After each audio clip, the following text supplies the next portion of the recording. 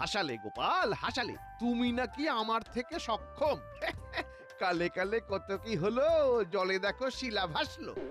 গোপাল, হয়ে যাক। হ্যাঁ, তুমি দেখিয়ে দাও যে তুমি নিরম্ব উপবাস করতে পারো।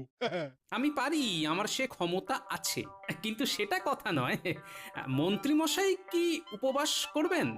যদি উনি করেন তবে আমি রাজি। ঠিক আছে, আমিও একটা ঘোষণা করছি। মহাশিবরাত্রিতে উপবাস রেখে যে হাসি মুখে শিবের মাথায় জল দিয়ে উপবাস ভঙ্গ করবে তাকে আমার তরফ থেকে পুরস্কৃত করা হবে। পুরস্কার দেবেন মহারাজ? তবে তো এই সুযোগটা নেওয়া যায়। কি গো মন্ত্রী, কি ভাবছো? আরে পুরস্কার আছে, রাজি হয়ে যাও। এখন যদি দুম করে রাজি হয়ে যাই, তবে সবাই লোভী ভাববে।